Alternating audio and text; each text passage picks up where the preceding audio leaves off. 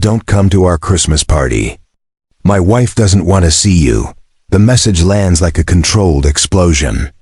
Not loud, not dramatic, just enough to empty the room inside my chest. I read it once, then again, then a third time, waiting for my mind to find a misprint or some accidental cruelty I can undo. There isn't one. Every word is clean, final. My hands stay steady, but something deeper fractures quietly, the way ice splits on a lake before anyone hears it. Confusion follows, slow and heavy. I trace the hours of my life backward, searching for the crime I must have committed without knowing it. I replay phone calls, family dinners, birthdays, the last Christmas we shared. I look for the moment when I crossed some invisible line that turned me from father to unwanted guest. Nothing surfaces. Just empty corridors of memory and that single phrase echoing in my head. My wife doesn't want to see you, like a verdict delivered without a trial. That gap between what I know and what I'm not being told becomes unbearable. It pulls at me harder than anger ever could. If I don't understand this now, I never will. I realize in that moment that I don't need explanations, I need clarity. And clarity doesn't come from begging. It comes from watching how people behave when the ground shifts under their feet. So I promise myself I won't argue. I won't plead. I won't even reply. I will let the truth show itself in the only language my son seems to respect anymore: consequences. I open the banking app. The Christmas project sits there like a quiet empire I've built alone over the past 6 months. Reservations, transfers, deposits. I scroll through the list slowly, taking in the shape of it all. A private dining hall near the river. Caterers already briefed on everyone's allergies. A band booked because my granddaughter loves old swing music. Shuttle vans scheduled to take his wife's relatives from their hotels. None of it was done for praise. It was done because that's what fathers do when their children build new lives and forget who laid the foundation. I don't feel rage as I begin canceling. Just a narrowing of focus, like when I used to close contracts in my career. Calm, precise, irreversible. I press the first button and the venue refund confirmation appears instantly. I press the second and the catering company responds with automated politeness. One by one, the pillars of their Christmas disappear, not with a bang, but with the dull silence of numbers reversing direction. My phone vibrates for the first time while I'm undoing the gift order. I ignore it. Another vibration follows, longer this time. I keep my eyes on the screen and complete the transaction. Only when the final confirmation banner fades do I lock the phone and place it face down on the table beside me. I don't want to see panic yet. I sit there in the quiet, the winter light filtering through the living room window, thinking about the boy who once slept on my chest because thunderstorms scared him. The teenager who begged me not to sell his first car even after he wrecked it. The man who now needs his wife's permission to acknowledge me. The phone vibrates again. Then again. The silence between each buzz shortens. When I finally pick it up, I don't read the messages immediately. I scroll past them and open my email instead. The cancellations are already rolling in. Subject lines stacked neatly in my inbox like a report of structural collapse. Venue canceled.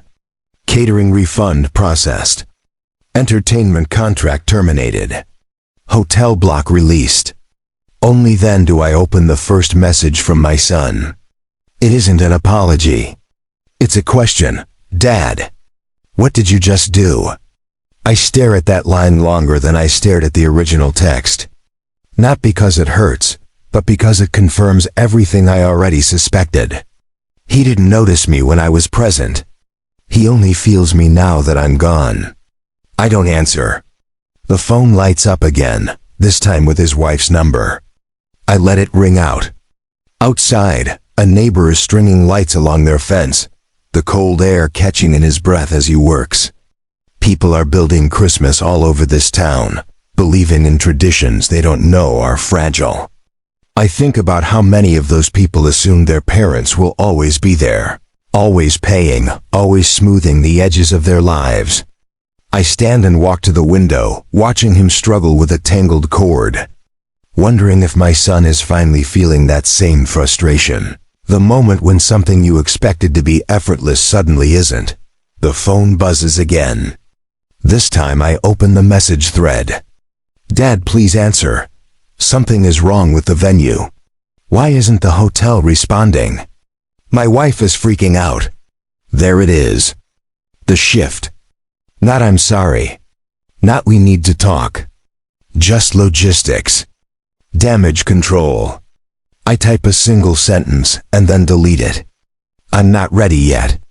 Instead, I scroll through the old photos on my phone.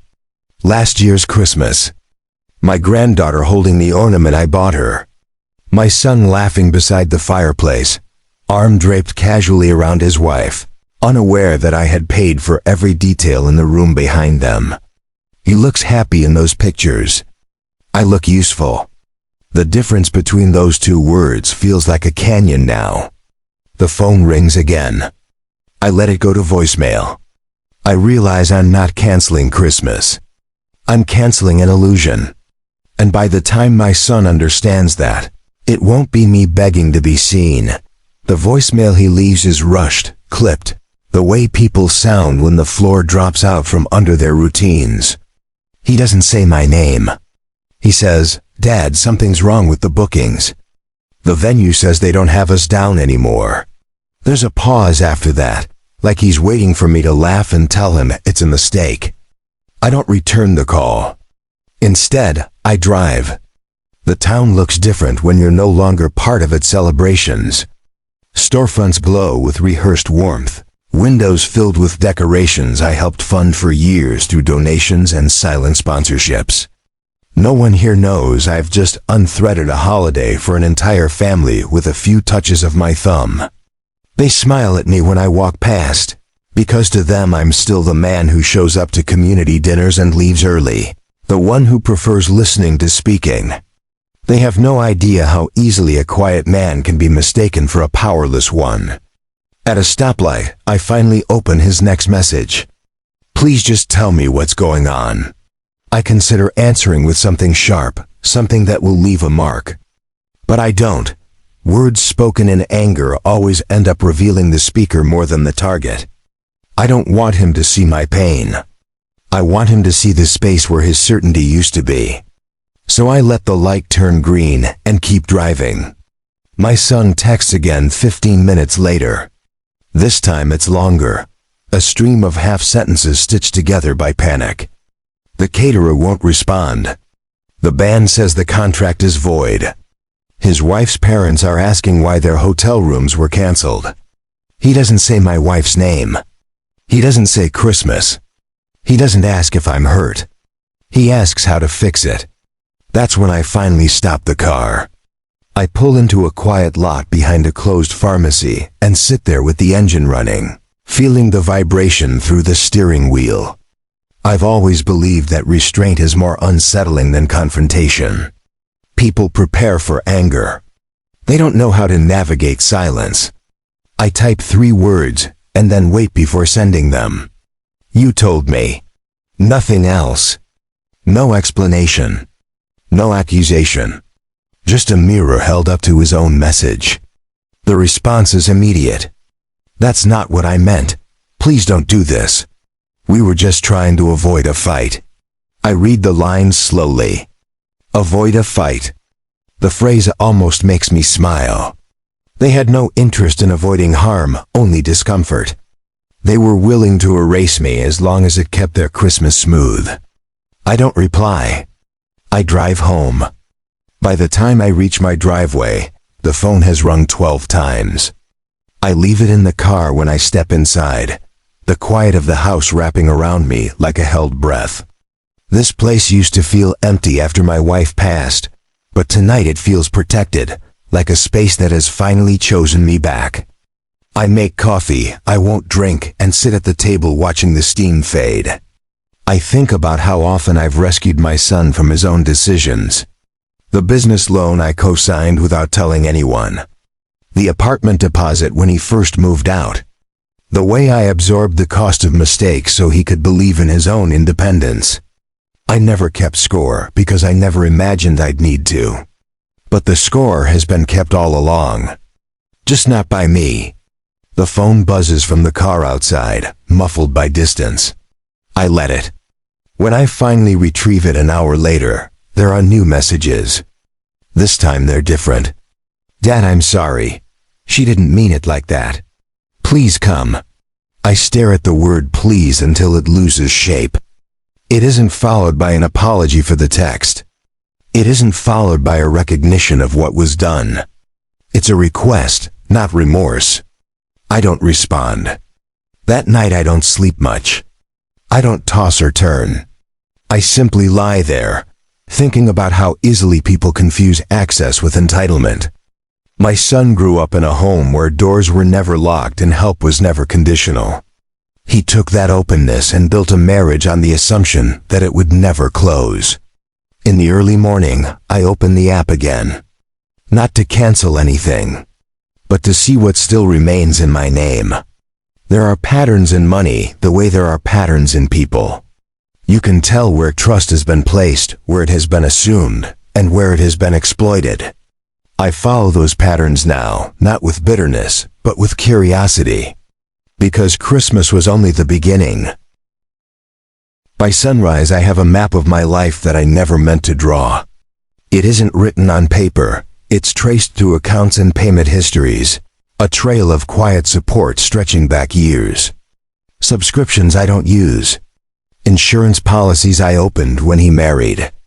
Standing transfers to vendors whose names I barely recognize anymore. I realize how many of his routines are anchored to my name, not because I insisted, but because I never refused. The phone is already warm in my hand when the next call comes in. I don't answer. I let it ring out and instead scroll further back, past Christmas, past birthdays, past graduations, all the way to the month he bought his house. The down payment came from a fund I created the week he was born. A private promise I kept to a child who had no idea what it cost to raise him into a man.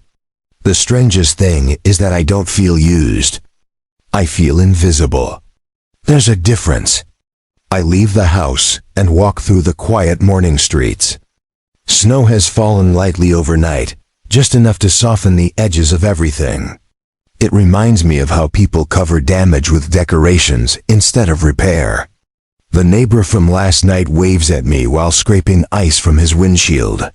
He asks if I'm ready for the big family Christmas. I nod without answering because there is no language for the space I'm standing in now. When I return home, the phone has 23 unread messages. I open them in order.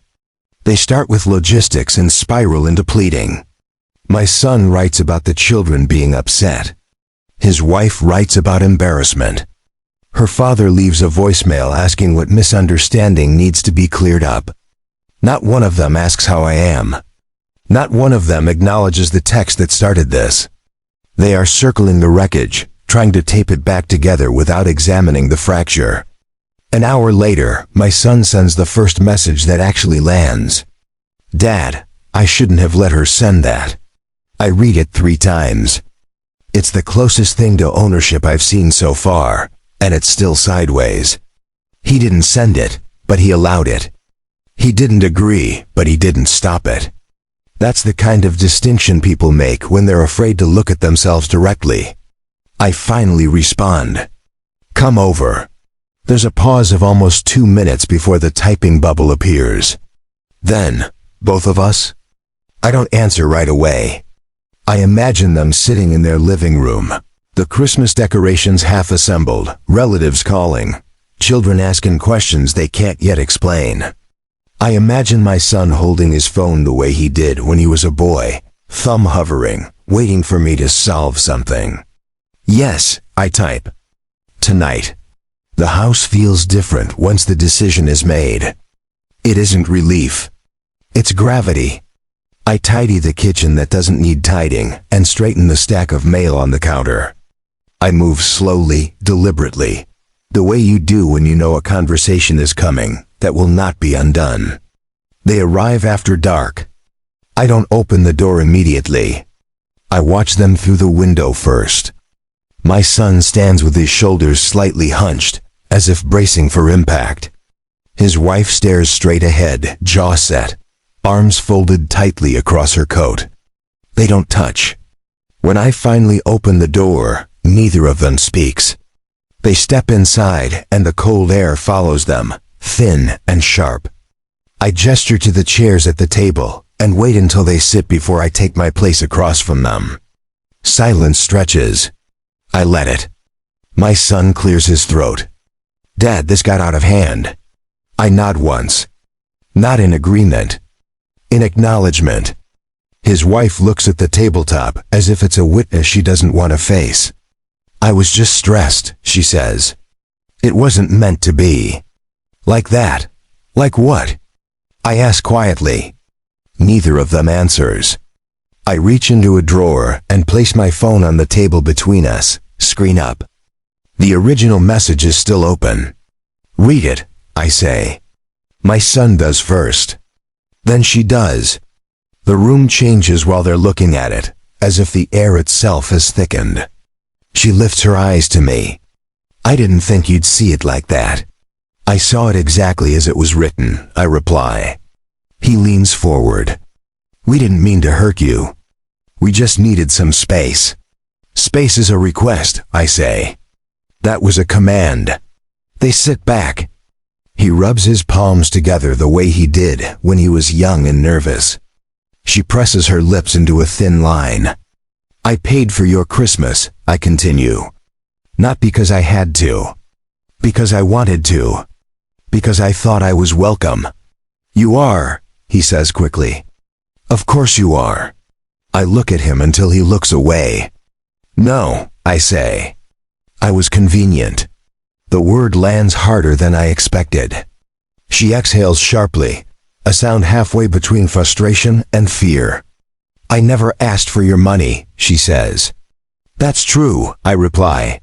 "You just spent it." The room goes very still.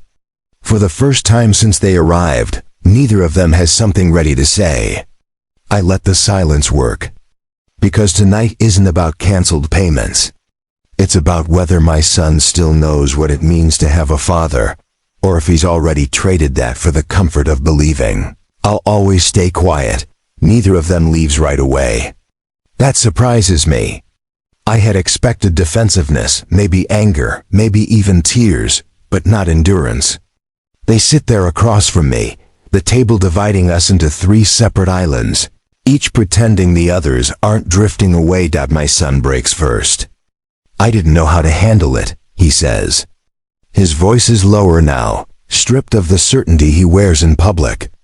"She told me she didn't want any tension at the party, and I thought it would just be easier if you weren't there." "Easier for who?" I ask. He hesitates. "For everyone. That's the story you tell yourself," I reply. "But it was only easier for you. You avoided a conversation at the cost of my place in your life." His wife finally looks up. Her eyes are dry, sharp, guarded. "I didn't think you'd take it so personally." I don't react. I don't raise my voice. I simply study her face, the way people do when they realize they've been misjudging the rules of a room. When you tell someone not to exist in their own family, I say, it becomes personal by definition. She starts to respond, then stops.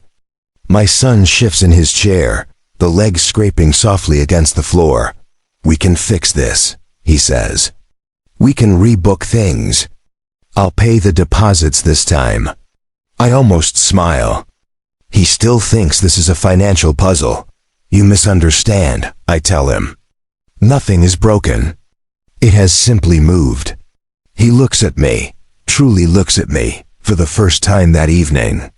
"What does that mean?" "It means I'm not your safety net anymore," I say. "I was happy to be it when I was welcome. I won't be it now." His wife's mouth opens slightly, then closes. I can see the calculation forming behind her eyes. What has changed? what is being lost, how quickly it might be replaced. She turns to him and whispers something I can't hear. He shakes his head once sharply. "Dad, please," he says. "This is Christmas." "Then treat it like it is," I reply. "You don't exile people you love." He stands abruptly, pacing a few steps before turning back to me. "I've built a life. I have a family.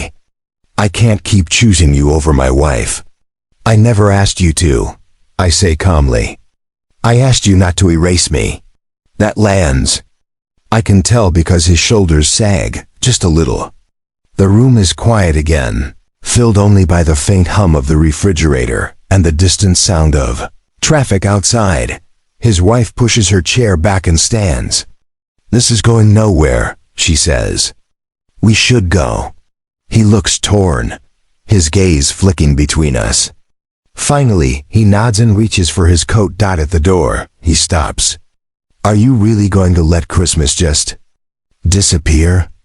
I walk over and open the door for them, the cold air rushing in like punctuation. "Christmas doesn't disappear," I say. "It just happens where people are wanted." They step outside. The porch light catches the confusion on his face, the restrained irritation on hers. I don't watch them walk to the car. I close the door and lock it behind them, not because I'm afraid they'll return, but because I need the sound of finality. Later that night, I receive an email from the venue manager asking if I'm sure about the cancellation. I delete it without answering. I also receive a message from my son that I don't open until morning, when I finally do. It's only 3 words long. "What now, Dad?" I stare at the screen, aware that this is the first time in years he hasn't known what to do next. I don't answer his message right away.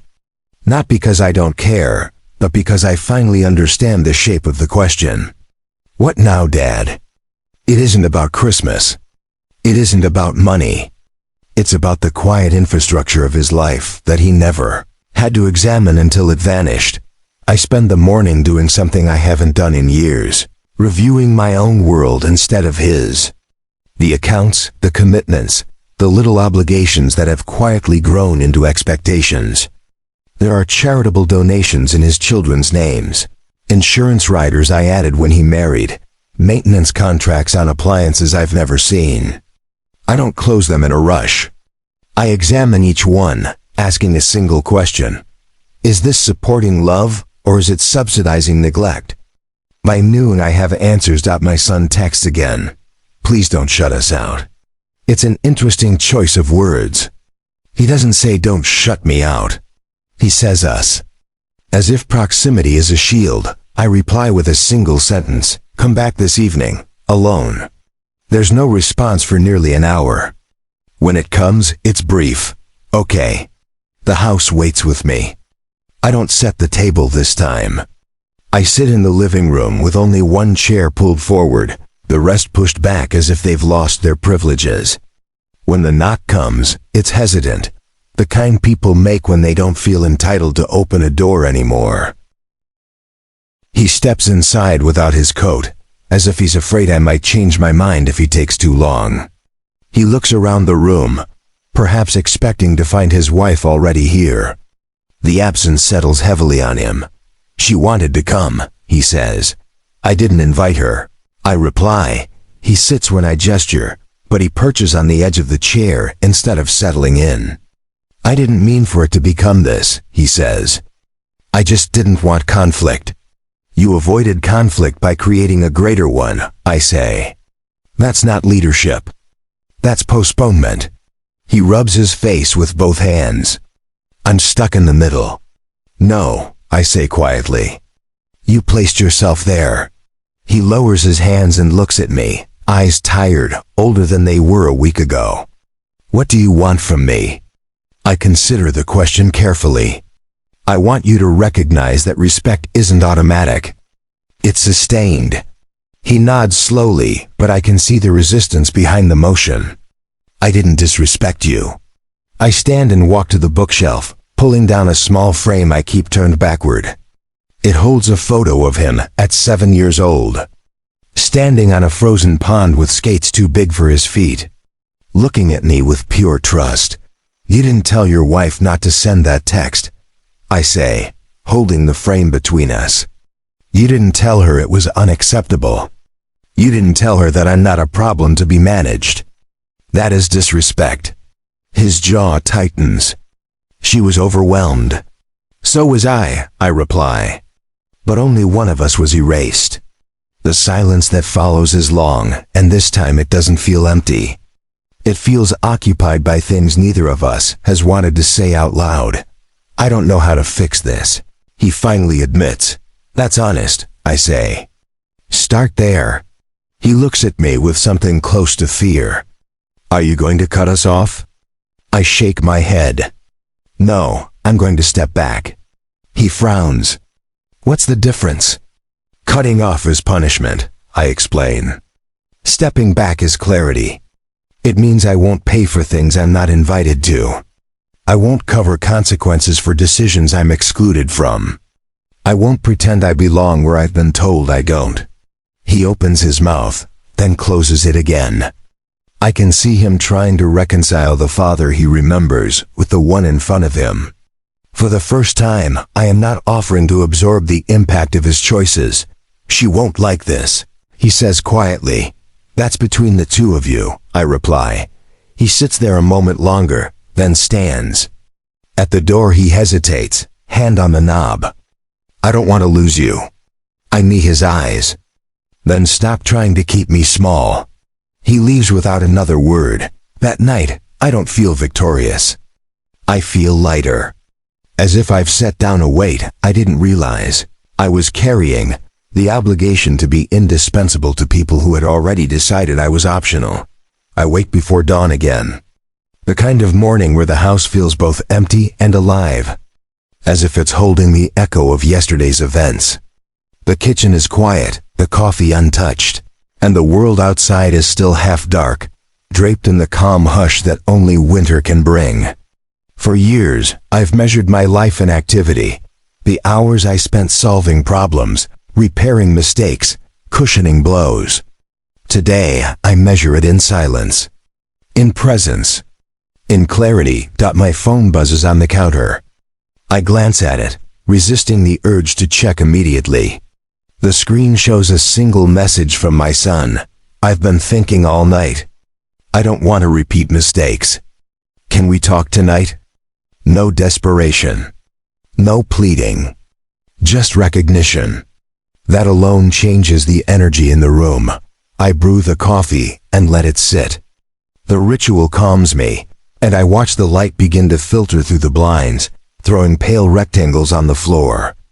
I think about the years I've held everything together for him, the tuition payments, the bills, the emergencies, the quiet financial scaffolding that made his life seamless. Every time I stepped in, I erased the visibility of my own needs, my own presence. Because he never had to notice me, I pull out a ledger I've kept for myself, separate from the accounts I've controlled for him. It's a simple notebook, worn at the edges, filled with the record of my support. Not for show, not for leverage, but as a reference for myself. I flipped through the pages, noting every transaction, every time I had stepped into his life silently to prevent chaos. Each line is a story of patience, of unseen authority, of restraint. And now, the pattern is clear. He has never fully acknowledged the consequences of his choices. When he arrives that evening, it's quiet. The house is still, but the energy has shifted. He stands at the door, coat in hand, hesitant. The familiar nerves of youth are gone, replaced by something heavier, accountability. I gesture to the chairs. He sits, and for a long moment, neither of us speaks. There's no backdrop of decorations, no distractions, just the two of us in the space we share by blood. He begins slowly. "Dad, I realized last night, I've been treating your presence like a safety net, not as a person. I never thought about what it meant to you, only what it meant to me." His voice cracks slightly, not with guilt, but with the weight of understanding. I nod once, keeping my tone calm. That's the start of recognition. Not everything I've done was invisible, but much of it was assumed. And assumption is the heaviest burden you can place on someone quietly loving you. He leans forward, elbows on knees. I thought avoiding conflict was the way to show love. I thought if I didn't argue or resist, I was protecting the family. But I see now that it wasn't protection. It was erasure. Exactly, I reply. Love isn't about avoidance. It's about acknowledgement, respect, presence. We sit in silence for a while.